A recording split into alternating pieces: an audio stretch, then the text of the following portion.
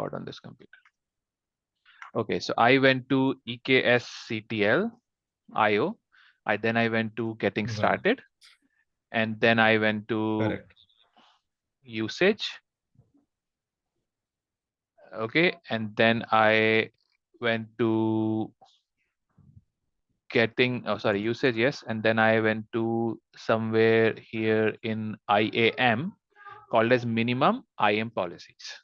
Okay, and when I went here, it told me exactly what policies I need. I needed Amazon EC2 full access. I needed AWS Cloud Formation full access. These two are AWS managed policy. That means you cannot change it. Fine. Then you have a custom policy, which is EKS all access.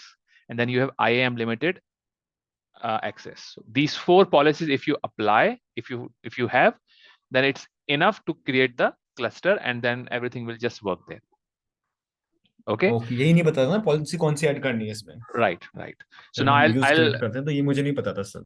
yes. So let's do that. Let me show you how you do it. Okay. I will go to IAM. Okay. Then what I've done. So I'll show you what I've done. In the user groups, I created a user, and the user I created a, sorry, I created a user, and then I've linked that user group to that user. Now you may find it a bit difficult to understand if you're new to IAM. So let me show you. I went to create user. I said eksctl123, whatever. Then I'm not giving it access to console. It's fine. I went here. Then it asks me what I want to do. Do I want to associate this with the new group, or I want to copy permission, or I want to attach policies directly? If you want to attach policies directly, you can, but the good practice is that you create a group first and attach policy to the group. Okay.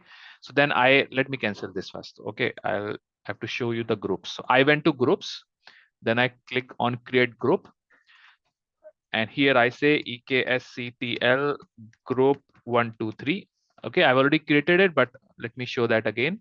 And here I went, and then it gives me option to attach permissions. Okay, so when you hear policies is a set of permissions, that what permission you want to give to that group, so that the user of that group can access that specific services. Okay. So I have a group in here, and then I come here, and then I will search for Amazon full EC2 full access. Okay, I come here and I search for it. I will get it. I will say, okay, I want this policy, right? I went again here. I copied this, and I said I want to give this policy also. Okay, I want to give this policy also. So I have now two policies I have already provided. Okay, I'll go and click on create group. Okay, now I have added these two policies, but not the other two, because these other two are something which I have to first create in the policy. So I have to go and create my own policy, and only then I can link it with the group. Then so for that I have to go to policies, and I have to create these two new policies. Okay, so I will go here. By the way, I have already created it. So I will just show you. I've created this one, and I've created the other one also, but I will show you quickly how you do that. So you go to create policy, and here you click on JSON, and JSON, you copy this and you will paste it. Okay, only thing which you have to do is at this account ID part, you have to put the account ID of your account. So if I go here,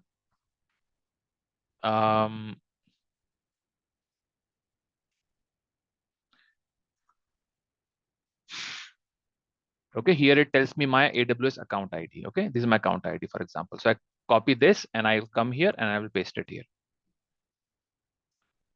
Okay, and then I can go and click on next. I will give whatever name to this policy. Delete this. I'm just saying delete this later. One. I will use this. Okay, give whatever description you want to give. Delete this later. I'm saying just delete this later because I already want to delete this later. Click on create policy. So I have one policy created, custom policy created. Then I click on next one, and I will copy this also, which is IAM limited access. Okay, and then here the same thing I will do. I'll copy this, and then I will copy my account ID, which is this. But this time I think I have to replace it at 5-6 places. Replace, replace, replace, replace, replace, and replace. Okay, and this as well, replace. Okay, so now it's all replaced, and then I will go and click on next. And here also I will use something like delete this, and I will use this. Okay, delete this later. Okay, and then I will say click create policy. Okay, so now I have everything which I want to have, but let's start doing something. So first I will go to users. No, first I'll go to user groups. In the user group, I have this new group which I created, and this new group I have two permissions policies, right? One is Amazon EC2 full access, one is Amazon Cloud Formation full access, because that's what it asked me to add. This one and this one, managed policy. Both are managed policy, I have it. These two were not there, so I couldn't add it earlier. So I have to go to policies and I have to create these two new policies. I've created this policy and I have created this policy just in front of you 5 minutes back. And I come here and then I can click on edit. Oh, not edit, sorry. Add permission, attach policies, and then I can search for the one which I created earlier. So I have one here, delete this one. Why the other is not coming? Delete this later because spelling is wrong. Okay, so these two which I just created, so I need these two policies as well as a part here, and these are customer managed. That is something which I created. Okay, so now I have these two policies here, 1, 2, 3, 4 policies attached to this group. Now I have a group which has these 4 permissions, but I don't have a user. And to create a EKS cluster, you need a user. So I went to users and then I created an account. So let's say I'm saying eksctl service account or something. Okay. Delete this later. Okay. Here I'm not saying I want to give this a management console. If you want to, you can do that. And then here I will say add users to a group, and then this is the group which I created, group 1, 2, 3, and I will add this to this user. So now my user has a permission, which is this user has this group, and this group has a permissions. Okay, click on create user. Okay, so now I have a user which is this one.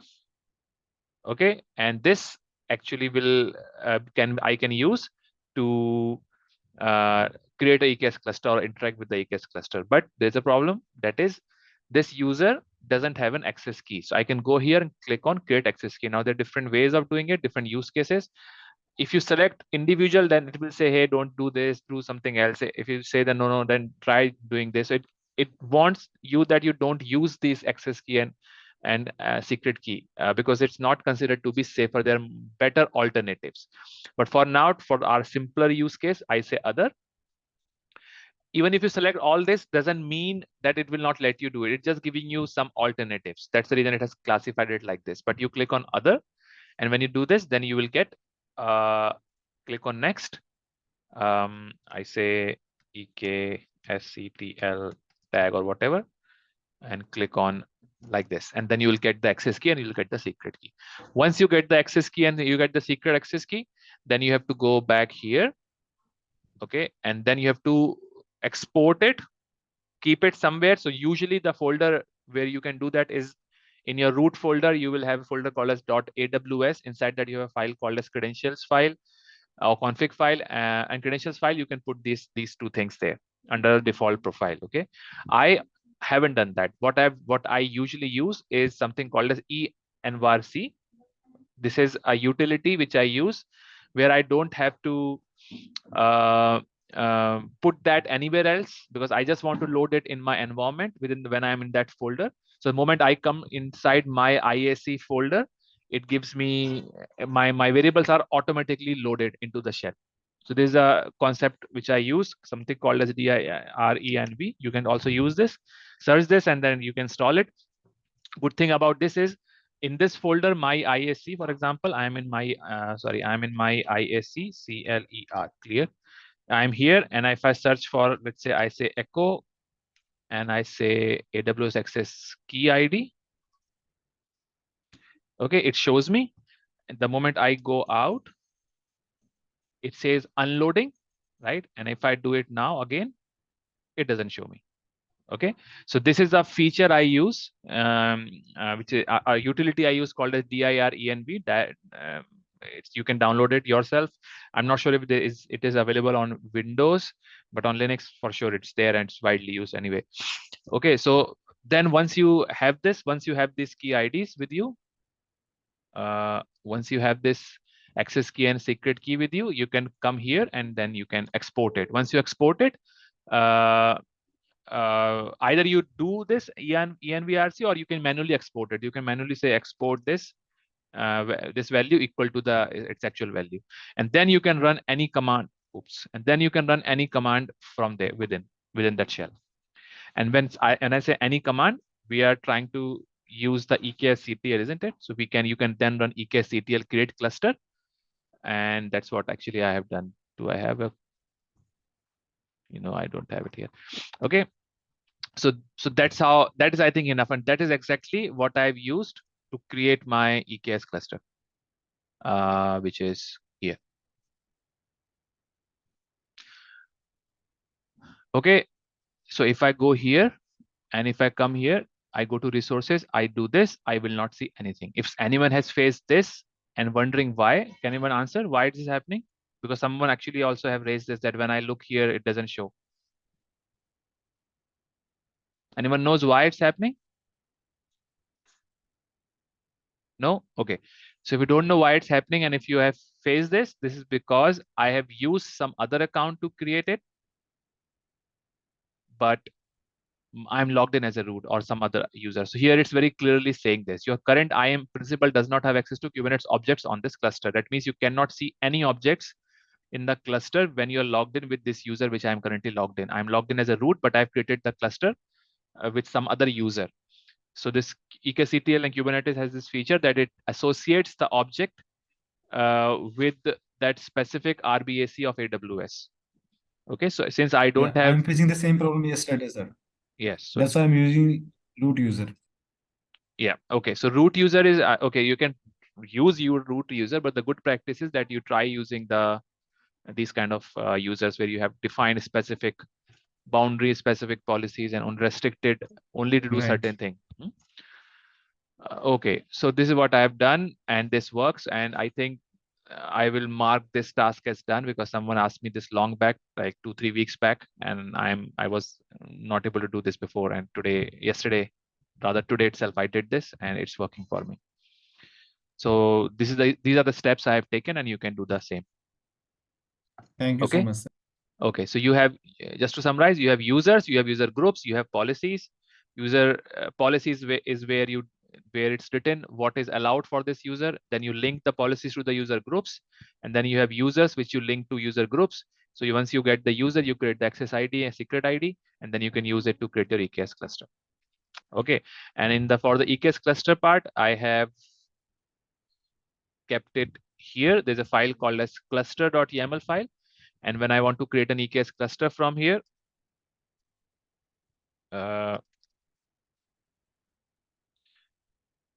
okay, so here I can simply run this command, which is this one. And once I could do this, it will fetch the information from the config file. And the config file, I can mention what is a cluster name and what kind of node group, how many desired capabilities, capacity, this and that. Okay. And I have done something extra here. I have put a public key path here. Public key path is how you want to access your EC2 instance, because eksctl or Kubernetes doesn't run just on AWS. It needs the underlying resource. And in our case, the underlying resource is an EC2 instance, which is M5X large EC2 instance. But what if I want to access that node to do something, do some patching and whatever, and then I need to do an SSH. Now, for my SSH to work, I need to have a public key present in that machine, isn't it? We have seen that before. I will have a private key, and the public key pair of that private key will be present in that specific node. If I want to configure that, I can configure it like this. So I have to generate SSH key on my local first. Okay. SSH keygen. Okay, when I say SSH keygen, it will let me create that. Uh, it will let me create the private key and public key pair. I've already created it, so I will cancel this. I don't want to do it. But once you do this, it will automatically start creating those keys for you. Okay, it will ask you, give me passphrase, give me this, give me that, and then you enter. Then it will create two such files. I think I'll just show you. So I have this SSH folder. So I have these two files, IDRSA, IDRSA pub. Okay, so SSH keygen lets you create this IDRSA and IDRSA.pub. IDRSA.pub is what you will put here. That's what I'm saying home, Akash, SSH, IDRSA pub. So what will happen is when eksctl will start the cluster or will start creating the cluster, it will start creating the EC2 instance. And when it does it, it will upload this public key into that instance. And then you can use your private key to access it from your local machine. Okay, so this is what I've also added here. Okay, cool. Any questions with this eksctl thing? Get, so I will just simply, okay, it will not be here.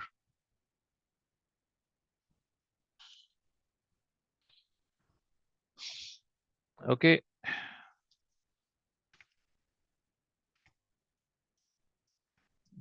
Get cluster. So I have, okay. Yes, so invalid token ID, you see internally it is using the credentials from here, and I have actually did this. That's why it is saying it. Okay, and I have to DARENV allow. Okay, if I do this again. Okay, so now it's running and it is able to fetch the information from my cluster. Okay. Any questions? No, right? Okay, cool. No, sir. Okay, good. So what I do next is